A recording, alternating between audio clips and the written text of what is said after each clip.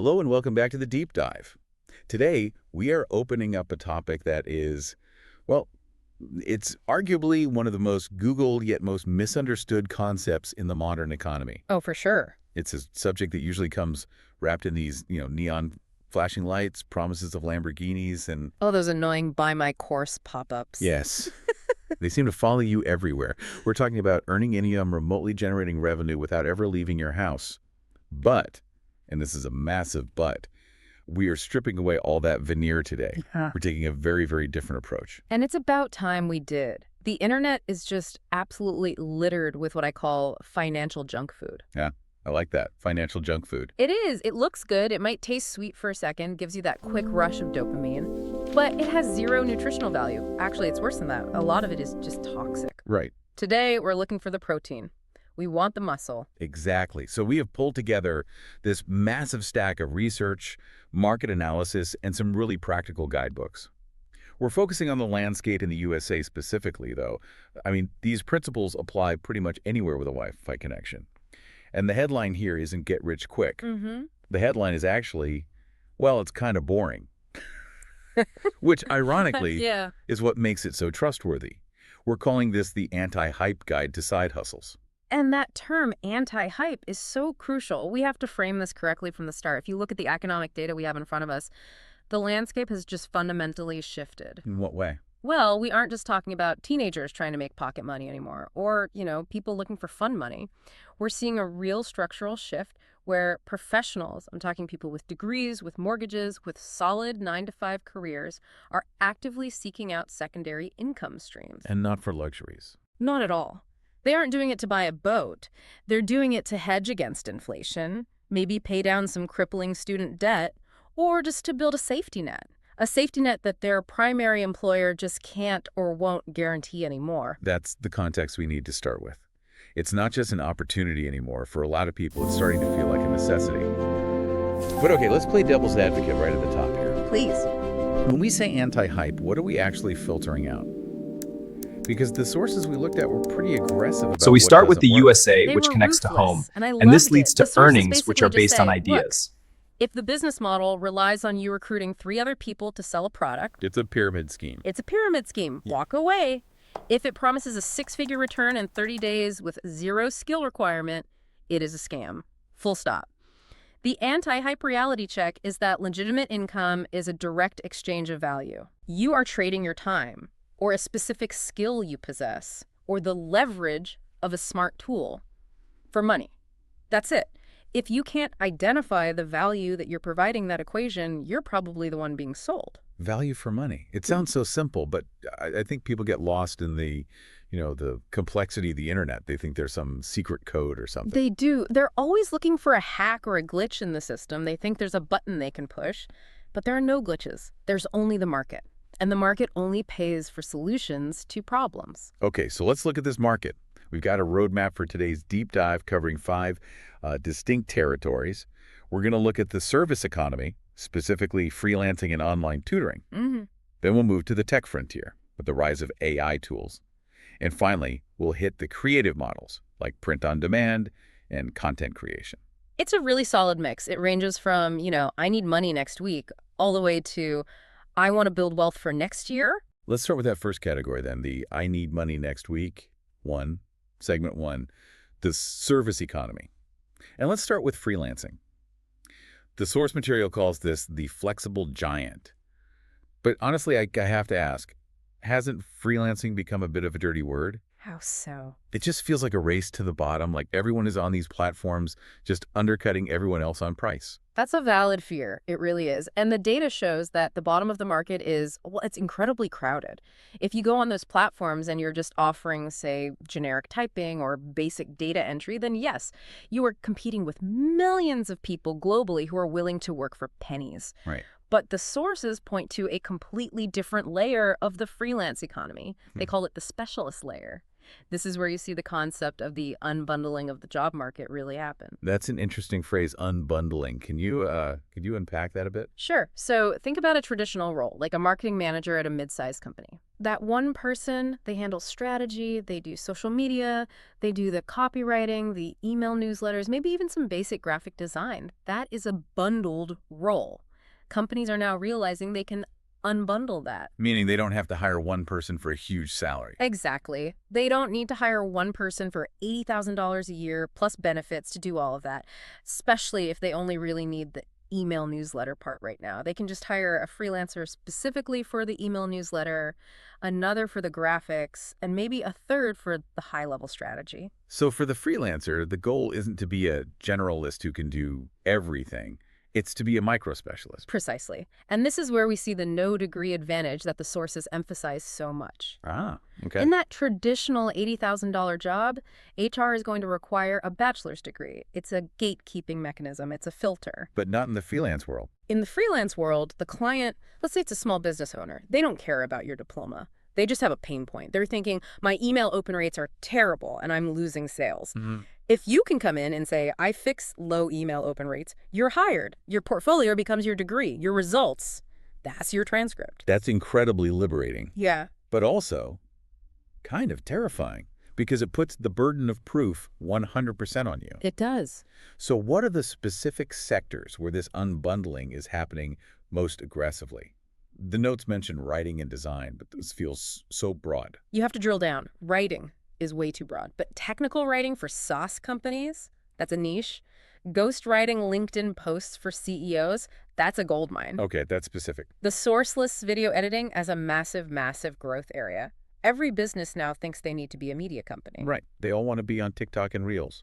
Exactly. They've got the raw footage, maybe it's a Zoom recording or a quick video on a phone, but they don't have the time or the skill to edit it into something compelling. That is a huge service gap. Website management is another one. And I don't mean building the site from scratch. That's a huge project. You mean just maintaining it? Just maintaining it.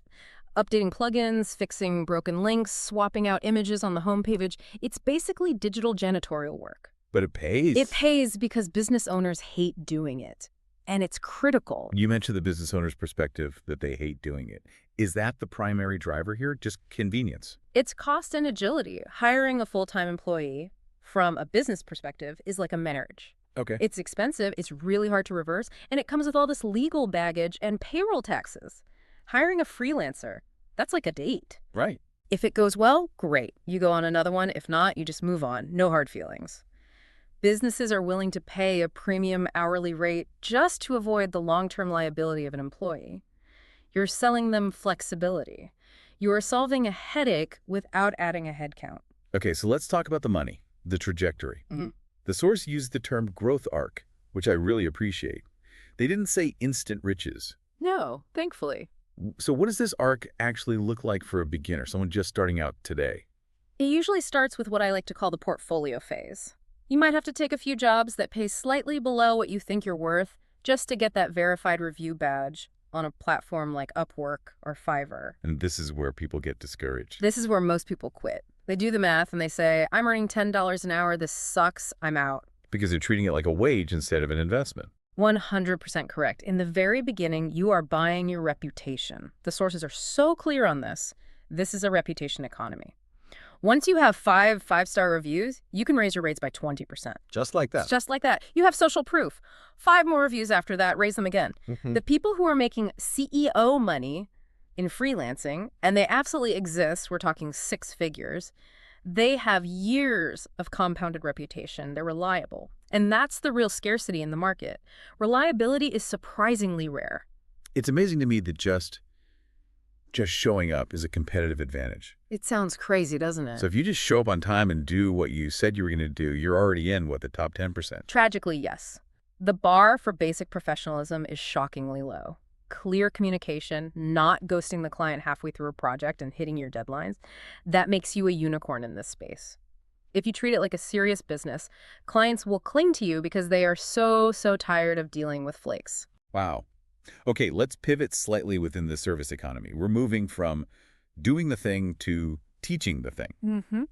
Let's talk about online tutoring. Now, I have to admit, when I first read this in our source stack, USA home earnings are trending upward. I can The guess current why. value has risen to I just thought, $21. great, Overall advice for growth is retired steady math and positive. teachers.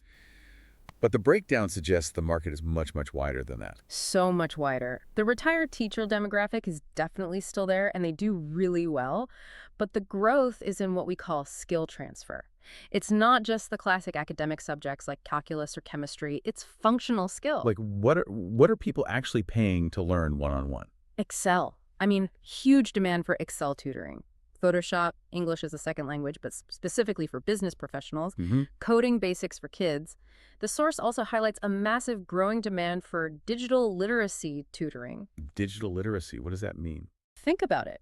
There is a huge population of older adults who are being forced to navigate a completely digital world.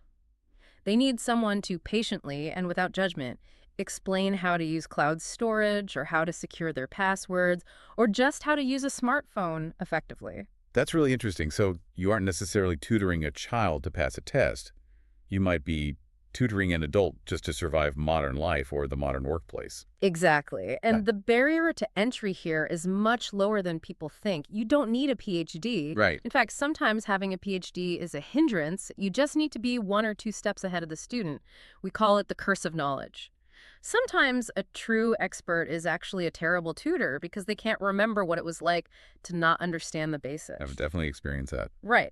A college student who just learned the material last year is often a way better tutor for a high schooler because the struggle is still fresh in their mind. They know exactly where all the stumbling blocks are. That makes so much sense. Relatability over, like, ultimate authority. So why is this exploding right now? Is it just the post-pandemic Zoom boom carrying over? That definitely accelerated it, but the core driver is personalization. The traditional education system, and even most corporate training, it's an assembly line. It moves at one speed. And if you fall behind? If a student falls behind, the assembly line doesn't stop for them. Parents are realizing that one-on-one attention, even for just 1 hour a week, can solve months of frustration. They're buying confidence. They're not just buying math help. They're buying their child's self-esteem back. I love that phrase, buying confidence. And the source material also touched on the emotional aspect for the tutor, too, that it's not just a transaction. Yes. In freelancing, let's say you're doing data entry, the reward is money. It's purely transactional.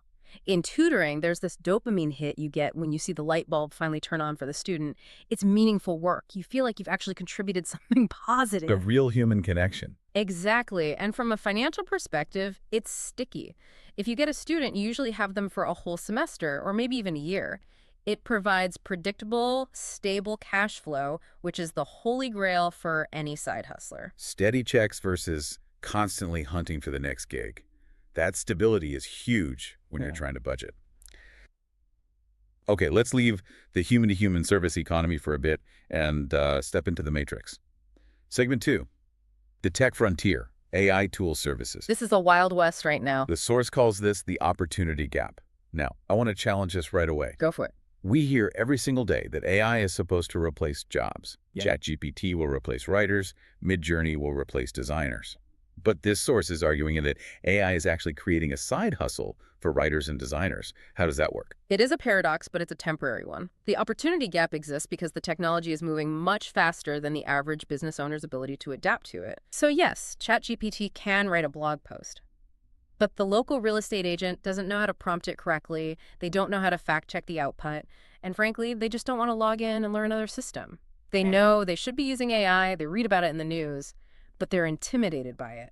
They're paralyzed. They're paralyzed by the options. It's just one more thing on their massive to-do list that they don't have time for. Exactly. So the side hustle isn't, I will write this for you from scratch using only my brain. The side hustle is, I will be the expert pilot of this complex machine for you. You become the AI operator. So you're like an intermediary. For now, yes. You stand between the confused business owner and the complex algorithm. You offer AI-assisted content creation. You can produce 5 times the volume of a traditional writer because you're leveraging the tools, but you are selling the result to the client, not the process. Okay, so what other services are there? The source mentioned more than just writing. Oh, yeah. A big one is AI-generated imagery for social media. Let's take a local bakery as an example. They need new photos for their Instagram every single day to stay relevant. Right, but they can't afford a professional photographer every day. Of course not. So you can use tools like Midjourney or DALL-E to create stylized, beautiful images of pastries, clearly labeled as AI art, of course. Or you can take their existing iPhone photos and use AI tools to instantly edit them to look professional. You're solving a volume problem for them. But isn't the barrier to entry basically non-existent? Can't the business owner just ask their tech-savvy nephew to do it? Or just watch a YouTube video and learn? They can, but will they? That is the eternal question of the entire service economy. That's a good point. Business owners can clean their own floors, but they hire janitors. They can do their own taxes, but they hire accountants. This whole tech frontier hustle is a bet. It's a bet on the fact that business owners value their time more than the cost of the AI subscription plus your hourly rate. It's all about convenience. The source makes a really strong point about future-proofing here. It suggests that even if you don't make $1 million doing this, the act of doing it is valuable in itself. This was my favorite take from all the research, and it's why I think everyone should at least dabble in this, even if they have a stable full-time job. What? Let's say you start an AI automation side hustle. Maybe you're setting up simple chatbots for local websites, and let's say you only make $500 total. You might look at that and think the business failed. Yeah, I probably would. But in the process, you learned how to automate workflows, you learned how to engineer effective prompts, you learned how to integrate API keys. Those are skills that are going to be required in almost every corporate job in the next 5 years. You are essentially getting paid to train yourself for the future economy. It's like R&D for your own career. That is such a powerful reframe. You're not failing, you're just upskilling on someone else's dime. Exactly. You are staying relevant. All right. Let's shift gears completely. We've talked a lot about trading time for money, whether it's writing code or teaching math or piloting an AI. Now let's talk about the dream, the creative and passive models. Make money while you sleep. The most dangerous phrase in finance. The most dangerous, yes. Let's try to break it down and see if we can find the reality in it. First up, print on demand, or POD. The source sells this as e-commerce without the headache.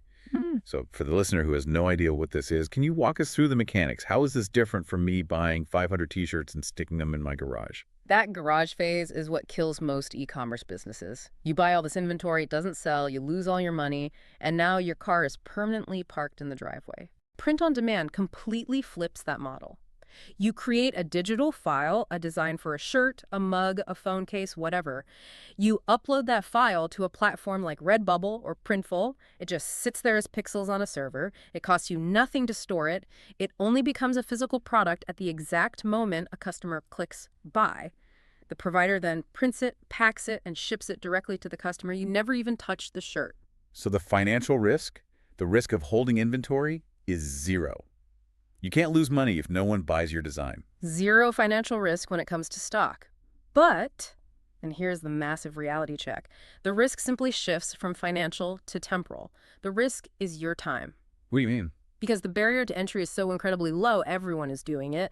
The marketplaces are flooded with millions upon millions of designs. It is unbelievably noisy. So how do you actually make a sale in a completely flooded market? If I upload a t-shirt with a generic smiley face on it, it's just going to disappear into the void. It will. The source talks about niche deepening. You absolutely cannot sell a shirt that just says, I love dogs. There are 10 million of those already. You have to sell a shirt that says, I love golden retrievers who are secretly afraid of thunder. Wow. That's specific. And that is the entire point. You have to target what are called long tail keywords.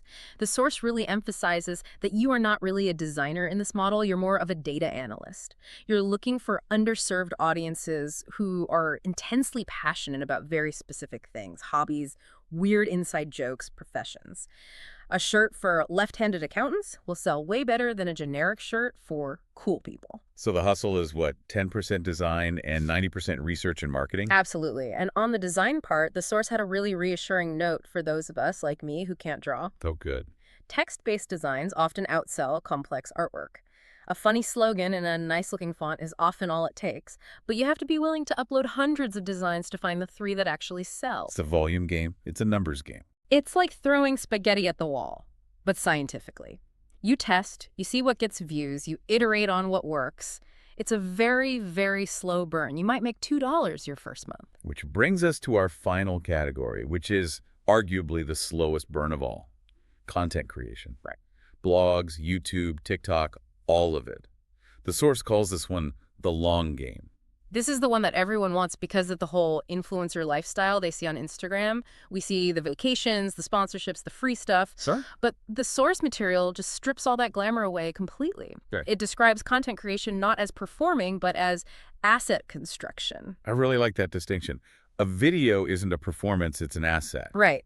But when you post a YouTube video that answers a very specific question, like how to fix a leaky faucet under the kitchen sink, or best budget laptops for college students, that video becomes a digital employee that works for you 24/7. It's answering that question for people all over the world while you are asleep, and it's earning ad revenue or affiliate commissions. It works when you're sick. It works when you're on vacation. But the trap that the source mentioned is the timeline.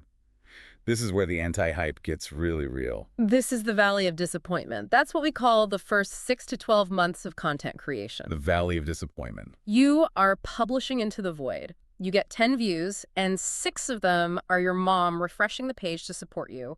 The algorithm doesn't know who you are yet. It doesn't trust you. The source explicitly warns, if you expect a viral hit in week 1, you will quit. If you expect a paycheck in month 2, you will absolutely quit. So why do it then? I mean, if the first year is that bad, Yeah. why would anyone bother? Because of the compounding effect. Unlike freelancing, where you stop working and the money stops immediately, content creation eventually disconnects your time from your income. Once you finally cross that threshold and get some traction, your old work keeps paying you. We have case studies of bloggers earning thousands of dollars a month from articles they wrote 4 years ago. That's the dream. That is true passive income, but it required a lot of active suffering to build. Active suffering. We should put that on a motivational poster somewhere. Yeah. The source also mentioned a golden rule here. Consistency over perfection. It is the only rule that matters. Beginners obsess over buying the perfect camera, the perfect microphone, the perfect lighting setup. They spend 3 months planning their first video, And then it gets no views. and it flops, and they're completely crushed. The winning strategy is to be aggressively imperfect. Aggressively imperfect. I love that. Publish the bad video, learn from it, publish a slightly less bad one next week.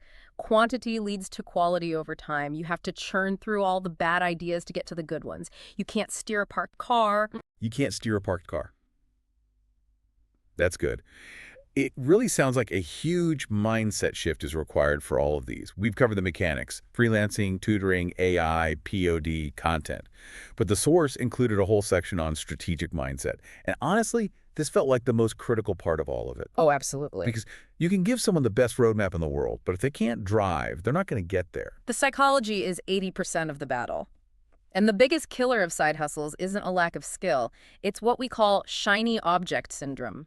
I feel personally attacked. I am the poster child for shiny object syndrome. Huh. Most of us are. I want to start a podcast, drop ship candles, and code an app all this weekend. I see a TikTok about drop shipping, and I immediately pivot. Then I see a tweet about crypto, and I pivot again. And you will fail at all 3 of them. The source has what it calls the one thing rule. Okay. Pick one model, just one, and commit to it for a minimum of 3 to 6 months. No exceptions. Why that specific timeline? 3 to 6 months. Because every single one of these business models has what we call a suck phase. The suck phase. In the beginning, you're learning the ropes, you're making dumb mistakes, you're dealing with difficult clients, and you are not earning much money. It sucks. If you switch every single time it gets hard, you just restart the suck phase over and over and over again in a new field. You never get to the breakthrough. You're just digging 5 shallow holes instead of 1 deep well. That is a perfect analogy. Digging the well takes time and effort before you finally hit water. And that brings us to the next concept, resilience. The source points out that the people who ultimately succeed at this stuff aren't the smartest, they're not the most talented, they are the ones with the highest pain tolerance for boredom. Boredom. Really? I thought side hustles were supposed to be exciting and entrepreneurial. Starting is exciting. Doing the work is boring. Success is boring. It's writing that next email. It's editing that next video. It's fixing the design again. It's answering that same customer support ticket for the 10th time. It's repetitive. The anti-hype message is that excitement is for consumers. Production is routine. If you can fall in love with the routine, you win. If you need constant novelty to stay motivated, you're just a tourist in this world. That is a tough pill to swallow in an age of, TikTok dopamine hits, but Yeah. it really rings true. So, okay, let's try to synthesize all of this. We've looked at the whole landscape. We have the service models for more immediate cash flow. That's your freelancing and your tutoring. Right. We have the tech models for leverage. That's your AI services. And then we have the creative models for building long-term assets. That's your POD and content creation. Correct. And none of them are magic. None of them are lottery tickets. They're just different vehicles to get to the same destination, financial autonomy. And the source emphasized 3 pillars of success. Start small, stay consistent, and give it time. It's almost frustratingly simple. It's simple, but it's not easy. Simple is knowing you need to do push-ups to get stronger. Easy is actually doing them every single morning for a year. We're providing the fitness plan for your finances here. The execution is entirely on you. Before we wrap up, I want to leave our listener with a thought that really struck me while I was reading the intro to these sources. We have all these incredible tools, the internet, AI, platforms that can connect us to billions of people instantly. The barrier to entry, financially and technologically, has never been lower. So my question to you, based on all this analysis, is, what is the actual wall? If the gate is wide open, why doesn't everyone just walk through? It's an identity crisis. An identity crisis. Yeah. I mean, most of us are raised, trained, and conditioned from birth to be consumers. Our role in the economy is to buy things, to watch things, to eat things. We are audience members. To start a side hustle, you have to fundamentally flip that switch in your brain and become a producer. You have to believe that you have value to give, not just needs to be filled. And that is a scary psychological shift. It means stepping out of the audience and onto the stage. And even if that stage is just your laptop in your bedroom at midnight, it feels incredibly vulnerable. You're opening yourself up to criticism, to rejection, or maybe worst of all, just to silence. Vulnerability, that's the price of admission. It is. But the view from the stage is worth it. Once you realize you can create value, not just consume it, the whole world looks different. You stop seeing content and you start seeing business models. You stop seeing problems and you start seeing opportunities. Well, listener, the stage is there. The script is in your hands. Whether you choose to tutor or design or automate, the opportunity is waiting for you. But remember, no hype, just work. Thanks for diving deep with us today. See you next time.